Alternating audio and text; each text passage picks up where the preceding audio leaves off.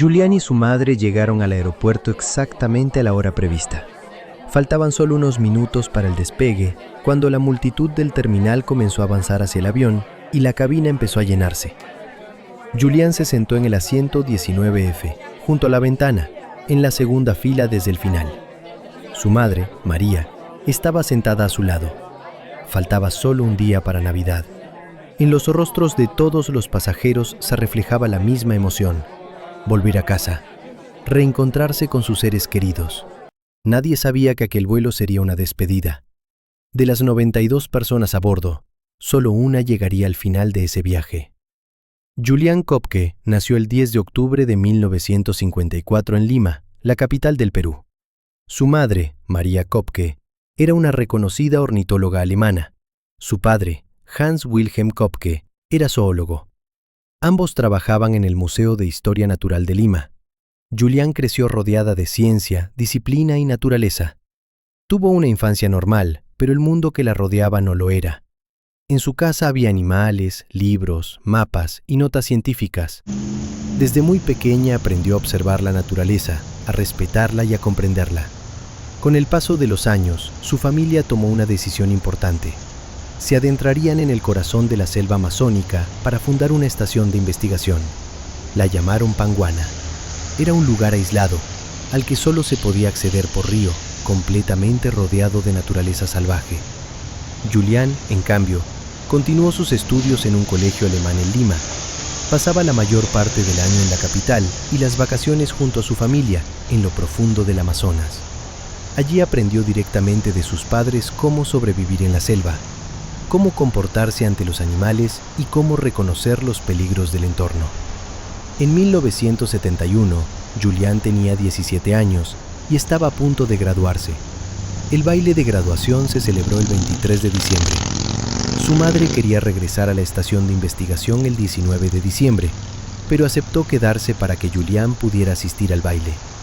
Al día siguiente, el 24 de diciembre, fueron al aeropuerto para emprender el viaje de regreso. Era Nochebuena y casi todos los vuelos estaban completos. El único boleto disponible era para el vuelo 508 de la aerolínea Lanza.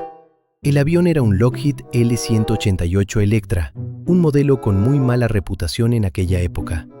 El padre de Julián había insistido en que no subieran a ese avión, pero no había otra opción. Madre e hija abordaron el vuelo. Al despegar, el ambiente en la cabina era tranquilo. Los auxiliares de vuelo servían comida y los pasajeros conversaban. Desde dentro, todo parecía normal. Pero en el cielo se acumulaban nubes oscuras. Poco después, el avión entró en medio de una tormenta violenta. La turbulencia se intensificó y el miedo comenzó a apoderarse de los pasajeros. Los gritos llenaron la cabina. Los relámpagos rodeaban el avión. Años más tarde, Julián describiría ese momento como caer dentro del infierno. Entonces escuchó la voz de su madre a su lado. Todo se acabó. De pronto, una luz blanca cegadora. Un rayo impactó el avión. Siguió una explosión, fuego y el sonido del metal rompiéndose. El avión comenzó a desintegrarse en el aire. Asientos, personas y fragmentos fueron lanzados al vacío. El asiento de Julián se desprendió del fuselaje y cayó libremente, junto con la parte del costado del avión. Descendía hacia la selva amazónica desde una altura de aproximadamente 3.000 metros. Julián perdió el conocimiento. Cuando despertó, había un silencio absoluto. Estaba tendida sobre un suelo fangoso, rodeada de árboles densos. No tenía sus gafas. Su ojo izquierdo estaba hinchado. Había sufrido una conmoción cerebral. Tenía la clavícula rota y el cuerpo cubierto de heridas, pero estaba viva. Lo que sintió en ese momento no fue miedo, sino una profunda sensación de soledad y abandono. Más tarde describiría ese instante diciendo que una luz dorada iluminaba todos los tonos de verde a su alrededor. Pasó el primer día y la primera noche casi sin moverse, en posición fetal. Estaba en estado de shock. Al día siguiente llamó a su madre una y otra vez, pero solo escuchó los sonidos de la selva. Encontró pocos objetos a su alrededor: una bolsa de caramelos, un vestido ligero y una sola sandalia. Su visión era borrosa, pero sus instintos comenzaron a activarse. Sabía que debía hacer algo para sobrevivir. Decidió seguir el sonido del agua. Los ríos eran la única forma de llegar a otras personas. Mientras caminaba, encontró asientos arrancados del avión. En uno de ellos había el cuerpo sin vida de una mujer. Al notar que tenía las uñas de los pies pintadas, comprendió que no era su madre. De una forma extraña, aquello le devolvió algo de esperanza. Su madre no estaba allí. Durante días caminó bajo la lluvia. Tenía hambre. Sus heridas estaban infectadas. Gusanos habían comenzado a invadir su cuerpo. No tenía encendedor ni cuchillo. Por las noches, los mosquitos y los insectos no la dejaban dormir. Aún así se aferraba. Al sexto día, el río se hizo más grande. Para evitar serpientes y otros animales, comenzó a caminar dentro del agua. En algunos tramos dejó que la corriente la arrastrara. Sus fuerzas se agotaban, pero trataba de no entrar en pánico gracias a la educación que había recibido de sus padres.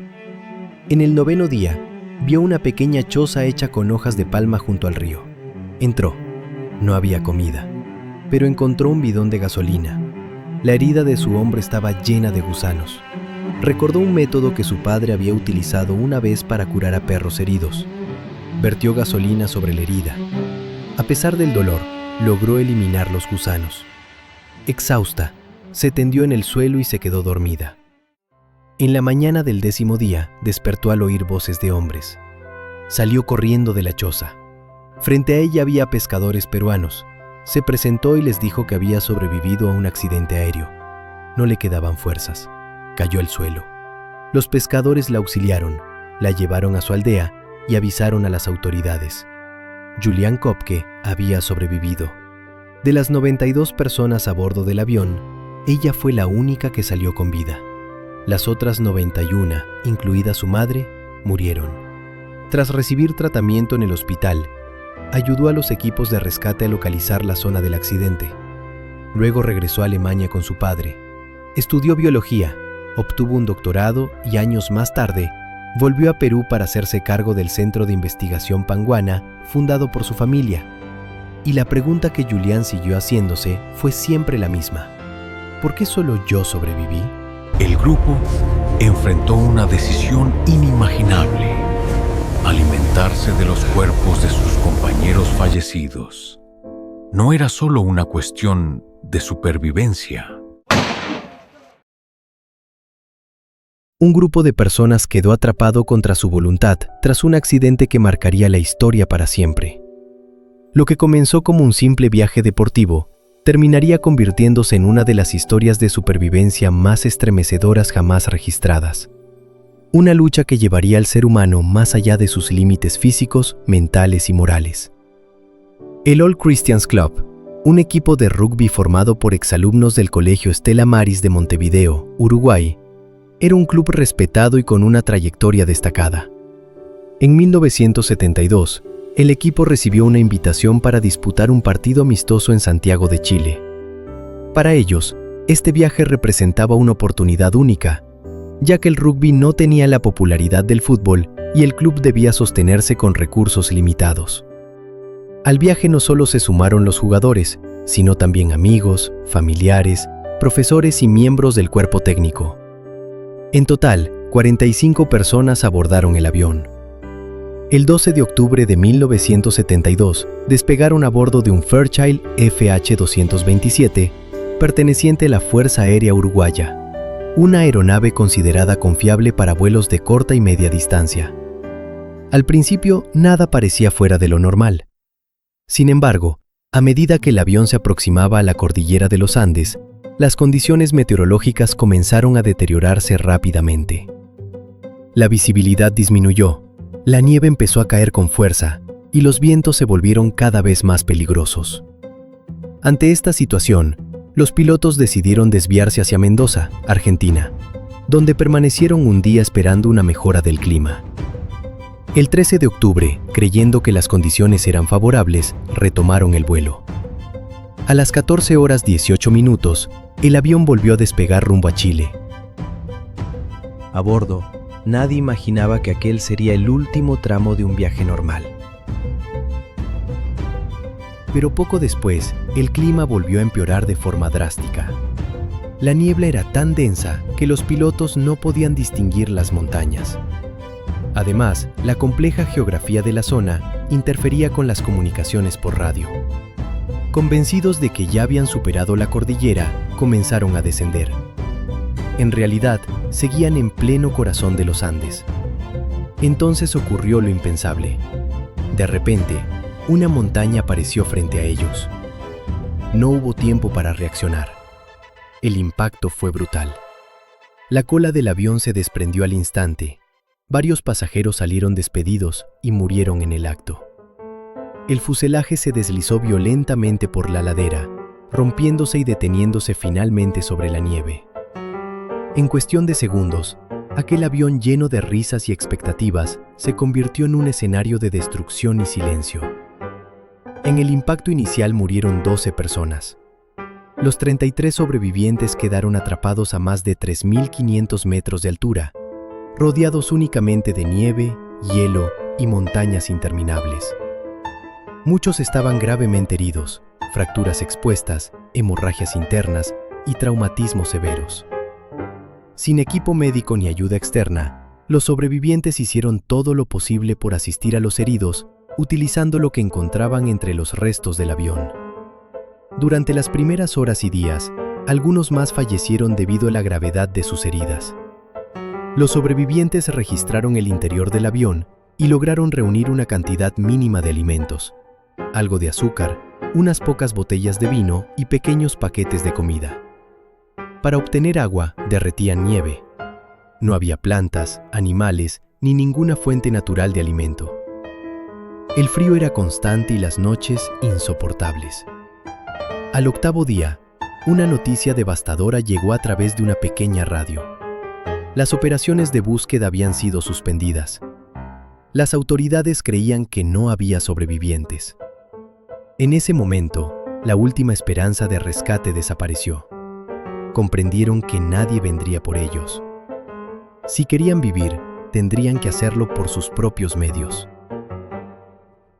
Al 10º día, los alimentos se agotaron por completo. El hambre se volvió insoportable.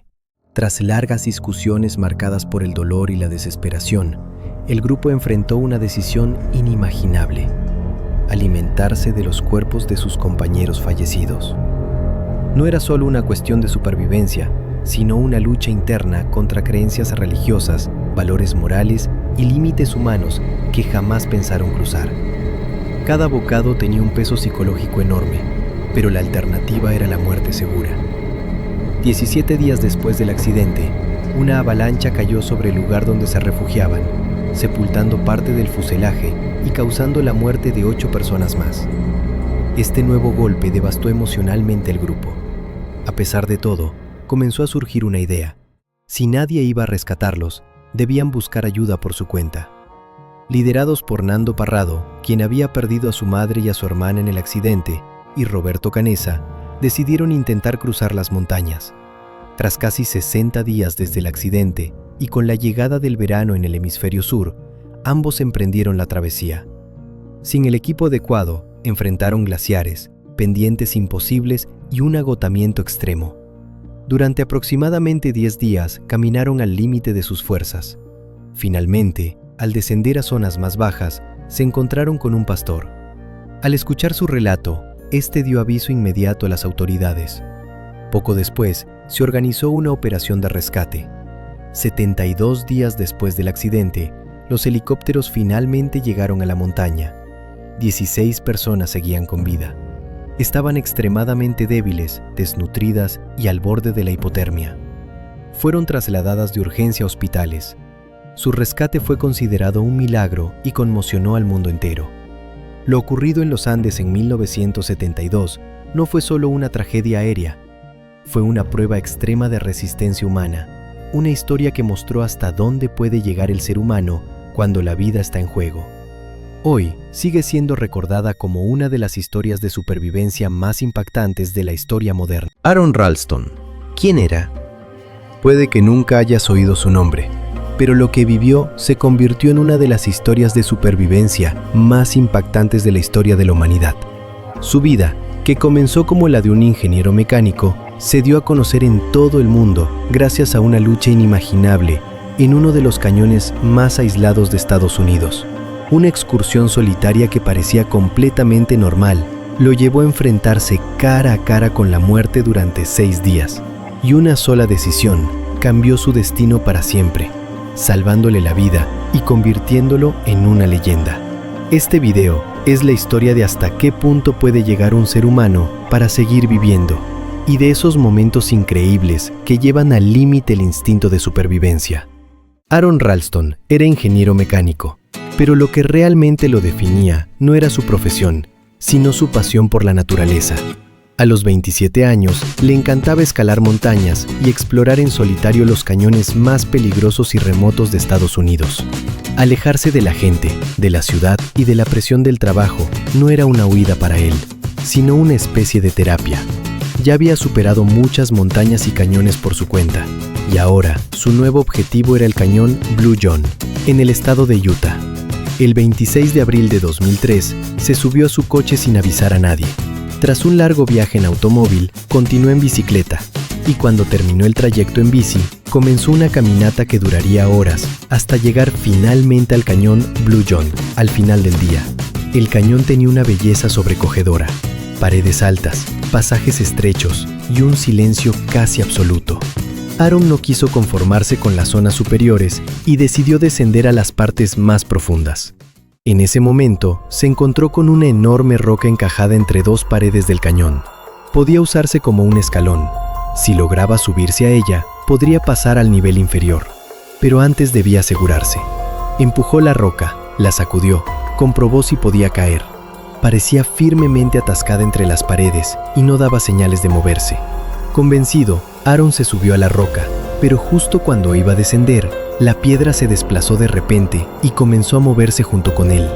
Aaron se salvó de la muerte por muy poco, pero la gigantesca roca atrapó su brazo derecho contra la pared del cañón. Una roca de aproximadamente 400 kilos inmovilizó completamente su brazo. Aaron ya no podía moverse, ni siquiera podía apoyar bien los pies. Estaba en medio de la nada. Su teléfono se había quedado en el coche. Además, a unos 30 metros bajo tierra, era prácticamente imposible tener señal. Y era el año 2003. No había teléfonos inteligentes ni internet como hoy. Al darse cuenta de la situación, Aaron entró primero en una crisis de ira. Gritó, insultó, intentó mover la roca, pero nada cambió. Con el tiempo se calmó y empezó a pensar. Creyó que alguien vendría a buscarlo, pero no. No le había dicho a nadie que haría ese viaje. En ese punto, es necesario dar un detalle pequeño pero estremecedor. Aaron salió con vida de ese cañón, pero no salió con todo lo que llevó consigo. Sería recordado por la parte que dejó allí. ¿Cómo? En un momento lo sabrás. Sacó sus pertenencias, 2 burritos, una pequeña botella de agua, algunos snacks, una cámara fotográfica, equipo de escalada y una navaja suiza. Al ver el agua, bebió gran parte de la botella de inmediato, pero enseguida se arrepintió, porque entendió que allí no estaría horas, sino días. Se concentró en la navaja. Tenía una hoja larga pero desafilada y otra más corta y puntiaguda. Intentó romper la roca con la hoja larga, golpeándola una y otra vez, pero solo levantó polvo y la hoja quedó completamente inutilizada. Las opciones ahora estaban claras. La primera era mover la roca de alguna manera, la segunda era que alguien lo encontrara, la tercera era cortarse el brazo. Había una cuarta posibilidad, pero no quería ni pensar en ella. Usando sus conocimientos de ingeniería, construyó un sistema de poleas con las cuerdas e intentó levantar la roca, pero era demasiado pesada y estaba encajada entre las paredes. Pasaron las horas, pasó un día entero. Aaron tenía hambre, sed y no había dormido. Gritó, llegó a confundir el eco de su propia voz con la de otra persona, pero estaba completamente solo.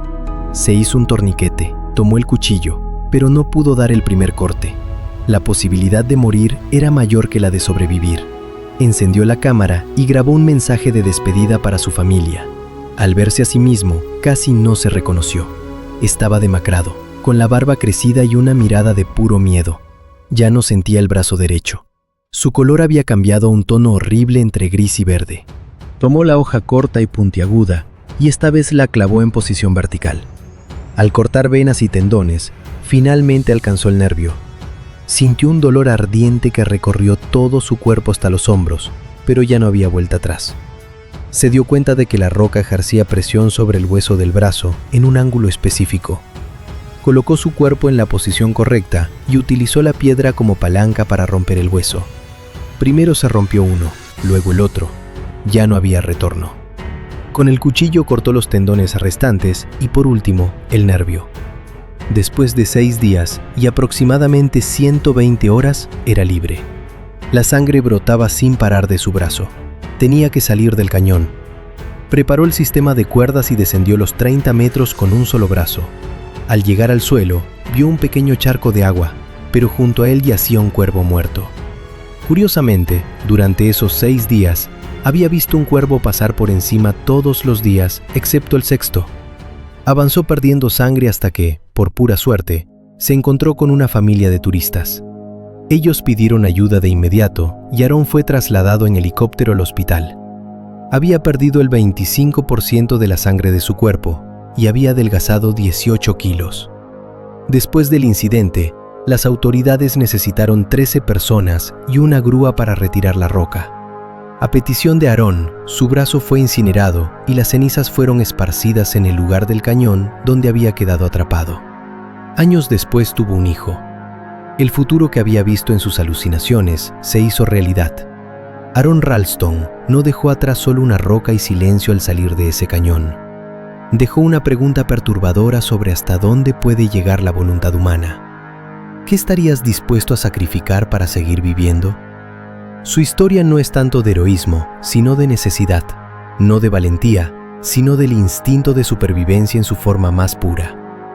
Si este video te hizo detenerte a pensar aunque fuera por un momento, no olvides suscribirte al canal y darle like para no perderte estas historias. Porque en el próximo video hablaremos de uno de los misterios. La noche del 1 de febrero de 1959, en los Montes Urales, con temperaturas por debajo de menos 30 grados, 9 jóvenes se encontraban dentro de su tienda. Todo estaba en orden. Los zapatos estaban dentro, las chaquetas estaban dentro, la comida estaba sobre la mesa, la estufa estaba instalada. Pero pocas horas después, estas personas cortarían su tienda desde adentro con un cuchillo y huirían hacia la tormenta de nieve casi desnudas. Nadie se puso los zapatos, nadie tomó su abrigo, nadie regresó a buscar sus pertenencias, como si quedarse dentro fuera más aterrador que morir afuera. Cuando los equipos de búsqueda encontraron la tienda días después, no había señales de lucha en el interior, pero afuera, huellas de pies descalzos se extendían hacia el bosque. Algunos murieron congelados, a otros se les destrozó la caja torácica. Uno no tenía lengua. En algunos cuerpos se encontraron rastros de radiación, y todos, la misma noche, en la misma montaña, huyeron con el mismo miedo. Entonces, ¿qué ocurrió dentro de esa tienda? ¿Qué obligó a 9 montañistas experimentados a escapar más rápido de lo que la naturaleza misma podía matarlos? Esta es la historia del Paso Dyatlov. En el corazón de los Montes Urales, en una región que incluso en los mapas aparece muchas veces en blanco, donde el viento aúlla sin descanso, 9 jóvenes caminaban en silencio. Todos eran jóvenes, todos estaban bien entrenados, y todos creían que regresarían con vida de este viaje. El grupo estaba compuesto por estudiantes de ingeniería, montañistas experimentados y personas acostumbradas a condiciones extremas. Su objetivo era alcanzar Gora Otorten, una de las cumbres más duras de los Urales. No era solo una expedición, era una prueba, un desafío contra sí mismos, contra la naturaleza y contra sus propios límites. La preparación fue completa. El equipo estaba revisado, las rutas estaban planeadas, el ánimo era alto. Todo estaba bajo control, al menos sobre el papel. Con el paso del día, el clima comenzó a empeorar. El viento se volvió más fuerte. La visibilidad disminuyó. Al caer la noche, el grupo decidió montar el campamento en la ladera de la montaña. La tienda fue armada, las pertenencias colocadas, la estufa estaba lista, la comida organizada. Afuera, una tormenta de nieve. Adentro, silencio. Pero ese silencio no duraría mucho. A lo largo de la historia, la humanidad ha desafiado los límites de la naturaleza. Ha escalado las montañas más altas, cruzado los mares más peligrosos y descendido a los lugares más oscuros. Es parte del instinto humano de explorar. Pero la naturaleza no siempre perdona esos desafíos. Y esta historia es precisamente el resultado de uno de ellos. Hoy conocemos este lugar como el Paso Dyatlov, pero ese nombre fue dado después del incidente. Antes, los habitantes locales lo llamaban Kholat Syakhl, la montaña de los muertos. Para el pueblo Mansi, este lugar era maldito. Las leyendas ancestrales hablaban de espíritus que habitaban la montaña. Se creía que estos espíritus no perdonaban a quienes entraban sin permiso. Durante generaciones, enseñaron a sus hijos a mantenerse alejados de ese lugar. Pero las leyendas no detuvieron a los jóvenes montañistas. El líder del grupo era Igor Dyatlov, de 23 años.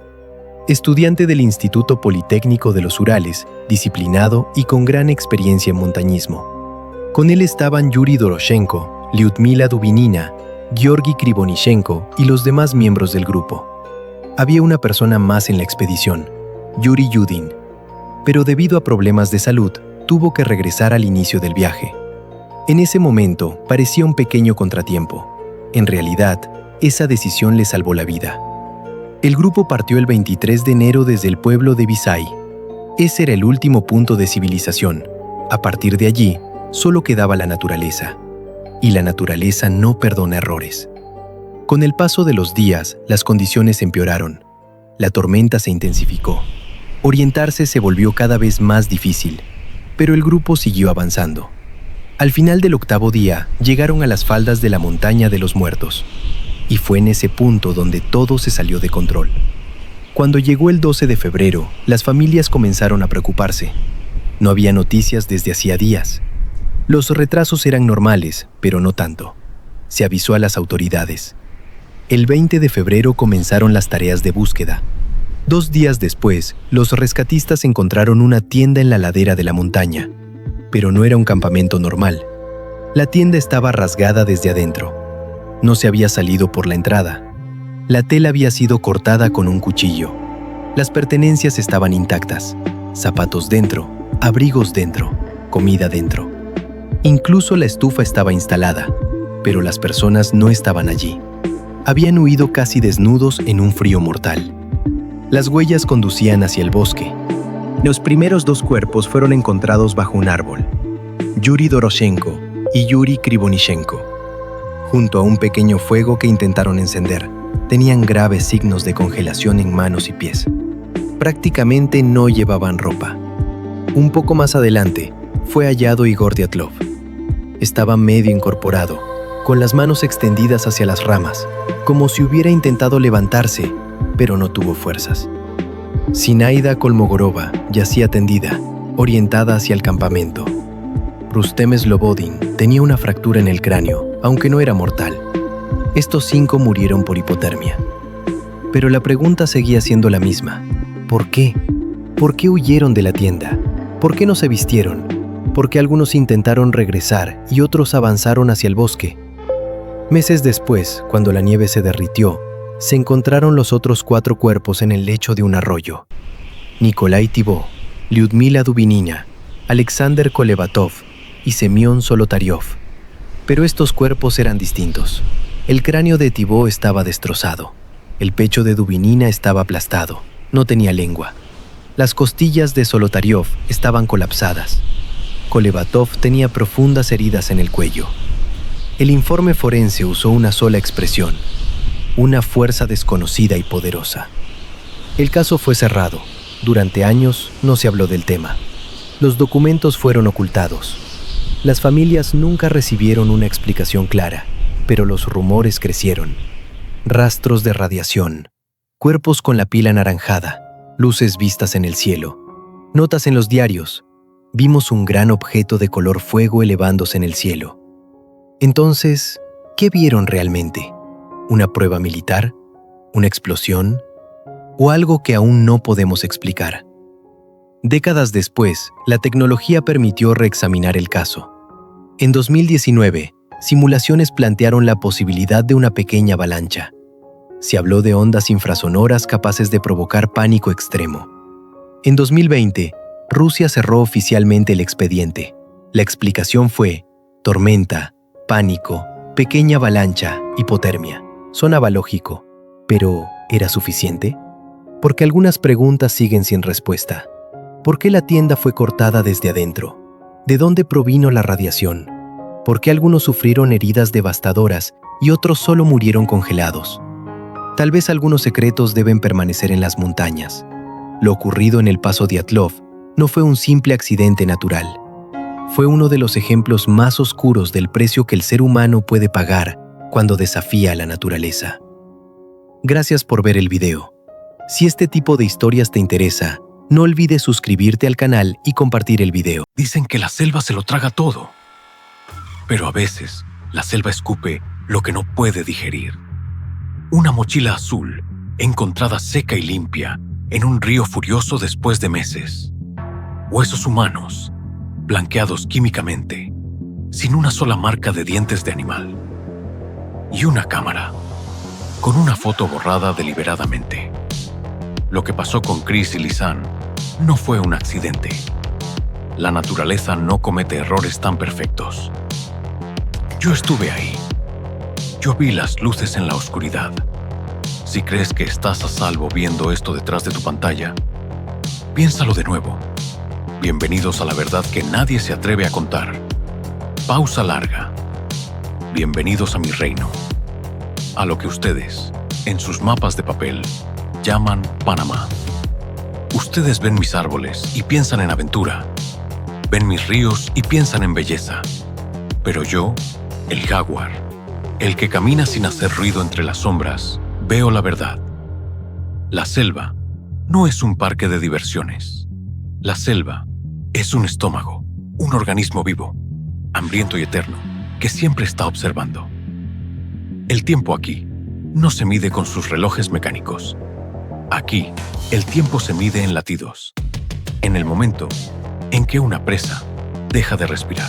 Hoy, les contaré la historia de dos criaturas que entraron en mi dominio sin invitación.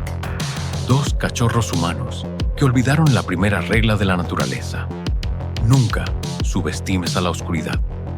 Sus nombres eran Chris y Lisanne. El mundo las recuerda como las turistas perdidas. Pero yo las recuerdo diferente.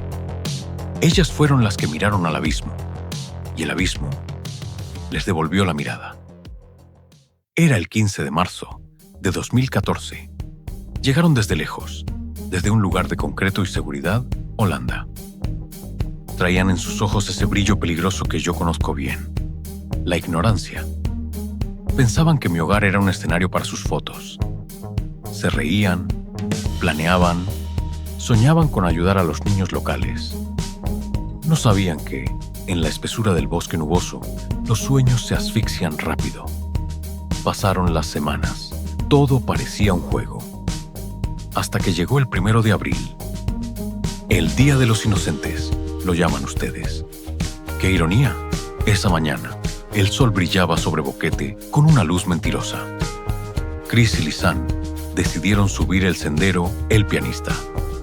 Llevaban ropa ligera, pantalones cortos, camisetas de tirantes. Solo llevaban una botella de agua para compartir. Y sus teléfonos. Esas pequeñas cajas de luz que ustedes creen que los salvarán de todo. No contrataron un guía. No pidieron permiso a los espíritus del monte. Solo se llevaron a Blue, el perro del hostal. Blue es un animal. Él me huele. Él sabe cuándo el viento cambia. Ellas caminaron hacia la cima, hacia el mirador. Se tomaron fotos, sonrientes, con el valle a sus espaldas. Pero entonces cometieron el error fatal. Cruzaron la línea, bajaron por la otra cara de la montaña, hacia el Caribe, hacia donde los senderos desaparecen y el suelo se convierte en trampa. Pausa. Parece un paseo tranquilo, ¿verdad? Dos chicas, un perro, un día soleado. Pero no se dejen engañar. Antes de que termine esta historia, verán cosas que desafían la lógica. Un teléfono que fue usado días después de la muerte. Una computadora que borró una evidencia clave en medio de la nada. Y un tercer depredador que camina en dos pies.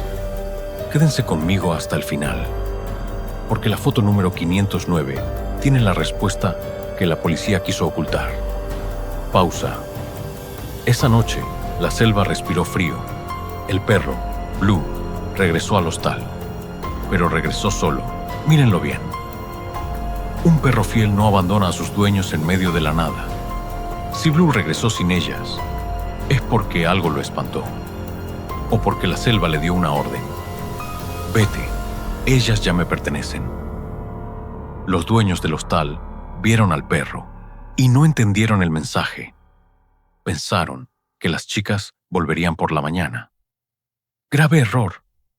Cuando cae la noche, en mi territorio, la oscuridad es tan densa que puedes sentirla en tu piel como un peso físico. Los gritos de los monos aulladores suenan como demonios. El frío, el bajareque, esa neblina helada, se mete en los huesos. Imaginen a esas dos chicas, solas, en la oscuridad total, escuchando mis pasos. O quizás los pasos de algo peor que yo. Ustedes confían demasiado en la tecnología. Pero aquí, sus señales no existen. He visto los registros de sus teléfonos. Sé lo que hicieron.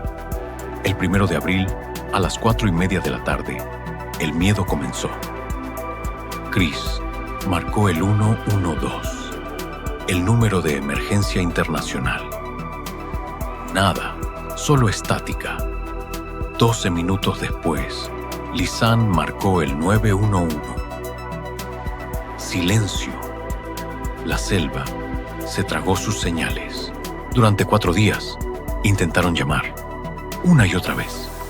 Por la mañana, al amanecer y al atardecer, cuando las sombras se alargan y el miedo se convierte en pánico. Pero hay un detalle que me eriza el pelaje. Después del 5 de abril, la batería del teléfono de Lisanne murió. Pero el teléfono de Chris, el iPhone, siguió vivo. Alguien lo encendió el 6 de abril, pero no ingresó el código PIN correcto. Una vez, 2 veces, muchas veces. ¿Por qué? ¿Acaso el miedo le borró la memoria a Chris? ¿O es que esos dedos que tocaban la pantalla ya no eran los dedos de Chris? Del 7 al 10 de abril, hubo 77 intentos de llamada de emergencia, pero nunca más se ingresó la contraseña. Alguien quería usar ese teléfono desesperadamente, pero no conocía la llave. ¿Estaba Chris muerta para ese entonces? ¿Quién tenía el teléfono? Y luego, llegamos a la noche más extraña de todas. La noche del 8 de abril. Había pasado una semana. En medio de la negrura absoluta, entre la 1 y las 4 de la madrugada, la cámara de Lisanne cobró vida. 90 fotos. 90 destellos de luz rompiendo mi oscuridad. ¿Qué estaban fotografiando?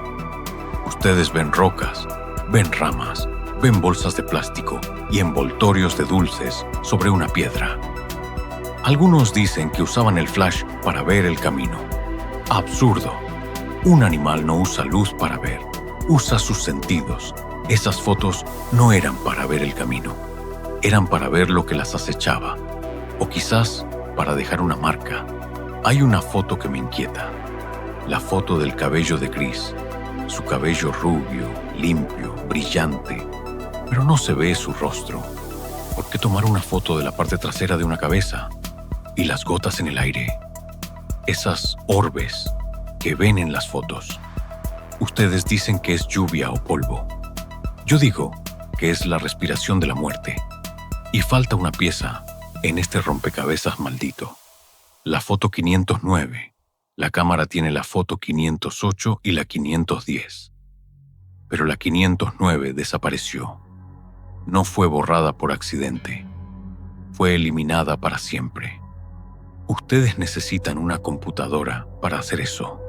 En la selva no hay computadoras. ¿Quién borró esa imagen? ¿Qué mostraba esa foto que alguien no quería que el mundo viera? ¿Acaso capturaron el rostro del verdadero depredador? Pasaron los meses. La lluvia lavó las huellas. Los helicópteros dejaron de zumbar sobre mi cabeza. La selva estaba digiriendo su secreto. Pero entonces, meses después, una mujer indígena encontró algo, una mochila azul. Estaba a orillas del río Culebra. a kilómetros y kilómetros de donde desaparecieron. Escúchenme bien. Yo conozco este río. Cuando crece, arrastra rocas gigantes, destroza árboles. Nada sobrevive al río Culebra en invierno.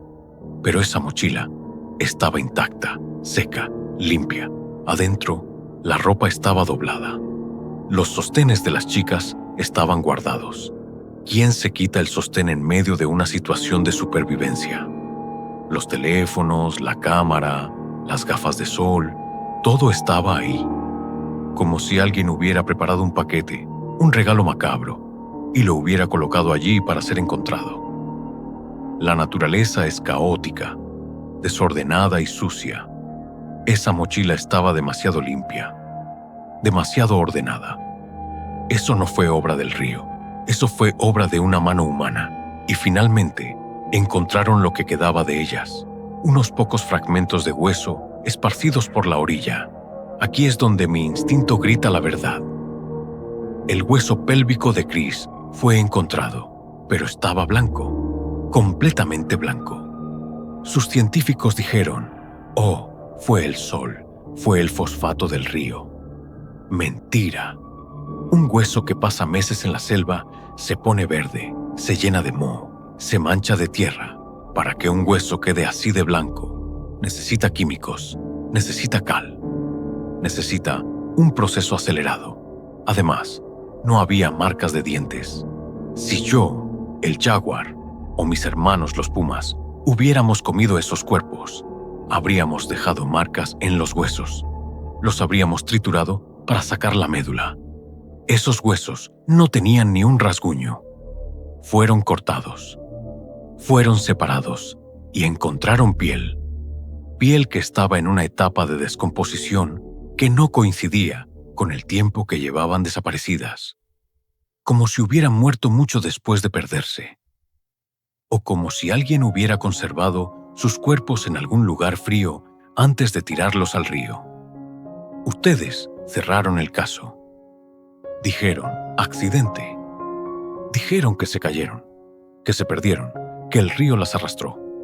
Es una mentira cómoda. Una mentira para proteger el turismo. Pero yo estuve ahí. Yo sé que es imposible caminar esa distancia con un pie roto, como el que tenía Lisanne. Yo sé que es imposible borrar una foto digital sin una computadora. Yo sé que la naturaleza descompone, no blanquea. Ellas no estaban solas esa noche. Había un tercer depredador en el bosque. Uno que no tiene garras, ni colmillos, pero es mucho más cruel que cualquier bestia, el hombre. Alguien las encontró, alguien las retuvo, alguien jugó con sus teléfonos, mientras ellas ya no podían hacerlo. Y luego, cuando ya no servían, ese alguien plantó la mochila y los huesos para que ustedes los encontraran y dejaran de buscar. Ahora, cuando el viento sopla entre los árboles de El Pianista, todavía escucho sus susurros. No es el sonido de un accidente, es el sonido de una injusticia. Tengan cuidado cuando entren en mi reino, porque en la selva hay ojos que no brillan con la luz de la linterna, pero que ven todo lo que haces. Pausa larga. La selva tomó la vida de estas dos jóvenes. Fue cruel, fue injusta, pero la selva también tiene otra cara. A veces protege. En mi próximo relato, les contaré una historia diferente. La historia de 4 niños, solos, perdidos en el Amazonas durante 40 días. Donde Chris y Lisanne murieron, ellos vivieron. ¿Cómo? ¿Qué espíritus los protegieron? Si quieres escuchar el rugido de la esperanza después de esta oscuridad, suscríbete al canal y comparte este video con tu manada. El Amazonas no perdona. Es un océano verde donde la luz del sol apenas toca el suelo. Jaguares, serpientes venenosas, plantas tóxicas y guerrilleros. Sobrevivir aquí una noche es un logro. Sobrevivir una semana es un milagro. Pero sobrevivir 40 días, siendo solo unos niños, eso es imposible. En mayo de 2023, el mundo fue testigo de un evento que desafió a la lógica, a la ciencia y a la medicina. 4 niños, la mayor de 13 años y el menor de solo 11 meses, desaparecieron tras un accidente aéreo. Cientos de soldados de élite y los mejores rastreadores indígenas se unieron para buscarlos. Pero la selva tenía sus propios planes, y en medio de esta búsqueda surgió un héroe inesperado que pagó el precio más alto. Era la mañana del 1 de mayo. Una avioneta Cessna 206 despegó de Araraquara con destino a San José del Guaviare. A bordo iban el piloto, un líder indígena y una madre con sus 4 hijos, Leslie, Soleini, Tien Noriel y el bebé Christine. A mitad del vuelo, el piloto reportó una falla en el motor. «Mayday, Mayday, el motor me falla. Voy a buscar un río». Esas fueron sus últimas palabras. Cuando los equipos de rescate llegaron al lugar del impacto, días después encontraron una escena devastadora. Los 3 adultos, incluida la madre, estaban muertos, pero había algo extraño en los asientos traseros. Estaban vacíos. No había cuerpos de niños. No había sangre de niños. Solo una puerta entreabierta que daba hacia la inmensidad de la selva virgen. El presidente de Colombia dio la orden: búsquenlos. Así nació la Operación Esperanza. Más de 150 comandos de las fuerzas especiales fueron desplegados. Tenían visores nocturnos, imágenes satelitales y helicópteros Black Hawk. Lanzaron kits de supervivencia desde el aire. Usaron altavoces gigantes con una grabación de la abuela de los niños en su lengua nativa, Huitoto, diciéndoles: hijos, quédense quietos, los estamos buscando. Pero la tecnología no sirve de nada contra los espíritus de la selva. Los soldados encontraban pistas, un biberón, una tijera, un pañal usado y huellas. Pequeñas huellas que se movían rápido, siempre un paso por delante de los soldados. Fue entonces cuando el ejército hizo algo histórico. Pidieron ayuda a quienes realmente entienden la selva, la Guardia Indígena. La ciencia militar se unió a la sabiduría ancestral. Y con ellos llegó un rastreador especial. Su nombre era Wilson, un pastor belga malinois, entrenado para no temer a nada. Wilson se adentró en la espesura donde los humanos no podían llegar. Días después, los rastreadores encontraron algo que les heló la sangre: huellas de los niños. Y junto a ellas, huellas de perro. Pero el ejército no llevaba perros en esa zona. Wilson los había encontrado. Se cree que el perro estuvo con los niños varios días. Jugó con ellos, los protegió. Leslie, la hermana mayor, luego contaría que el perrito los acompañó un tiempo. Pero luego, Wilson desapareció. ¿Por qué se fue? ¿Sintió que su misión había terminado? ¿O la selva le exigió un sacrificio a cambio de la vida de los niños? Día 40. Las esperanzas se agotaban. Los indígenas realizaron una ceremonia de yagé para pedir permiso a la madre selva. El chamán dijo: hoy los van a encontrar. A las 5 de la tarde, la radio de los comandos cobró vida con una palabra clave repetida 4 veces: milagro, milagro, milagro, milagro. En código militar, milagro significa niño vivo. 4 veces. Los 4 estaban vivos. Estaban desnutridos, picados por insectos, pero vivos. Leslie, la heroína de 13 años, los mantuvo a salvo usando harina de yuca y conocimientos que aprendió de su madre. Construyó refugios, filtró agua. Fue una madre en medio del infierno. Colombia celebró, el mundo celebró, pero la alegría no fue completa. Los soldados se quedaron en la selva semanas más. Su lema es: nadie se queda atrás. Buscaban a su compañero, al comando de 4 patas. Pero Wilson nunca apareció. Algunos dicen que se perdió desorientado. Otros, los indígenas, creen que fue el intercambio espiritual. Una vida por 4 vidas. Wilson se quedó como el guardián eterno de la selva. Esta historia nos enseña que el instinto de vida es más fuerte que cualquier miedo. Y que a veces los héroes no llevan capa, sino collar. ¿Crees que Wilson sigue vivo en algún lugar de la selva? Déjame tu opinión en los comentarios. A 700 metros bajo la superficie la realidad funciona de otra manera. Allí abajo, donde la luz del sol es solo un recuerdo y el tiempo deja de tener sentido, el aire se vuelve espeso, casi sólido. No hay viento, no hay silencio real. Solo existe el crujido constante de la montaña viva, como si la tierra estuviera digiriendo lo que acaba de tragar. La temperatura supera los 40 grados, pero es un calor húmedo, pegajoso. El sudor no se evapora, se queda adherido a la piel como una segunda capa de angustia. En ese lugar, 33 hombres comprendieron de la peor forma posible que la mina no era solo piedra. Era una bestia antigua que acababa de cerrar la boca. El 5 de agosto de 2010, la mina San José, en el desierto de Atacama, despertó como cualquier otro día. Una mina vieja con cicatrices en sus túneles y conocida por quejarse antes de morder. Los mineros sentían cómo el suelo temblaba de vez en cuando, pero la necesidad de llevar pan a la mesa empuja más fuerte que el miedo. Bajaron por la rampa en espiral, sintiendo cómo el mundo de los vivos se alejaba metro a metro. Primero fue una vibración leve, luego un rugido que parecía venir del centro de la tierra.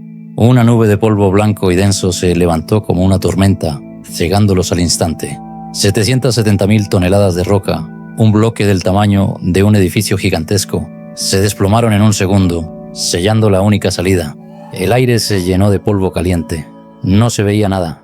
Durante minutos que parecieron siglos, solo hubo tos, gritos de confusión y una oscuridad absoluta que lo devoró todo.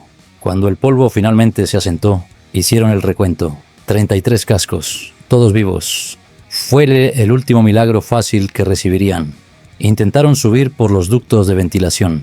Llegaron a la base, iluminando con sus lámparas hacia arriba buscando los escalones. Pero no había nada.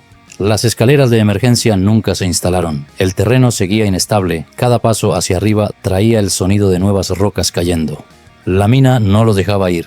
Retrocedieron con el corazón en la garganta. Si intentaban escapar, morirían aplastados. Se refugiaron en la sala de seguridad. Y allí llegó el segundo golpe. Las provisiones eran una burla, unos cuantos atunes, galletas, leche vencida, 10 botellas de agua para 33 hombres.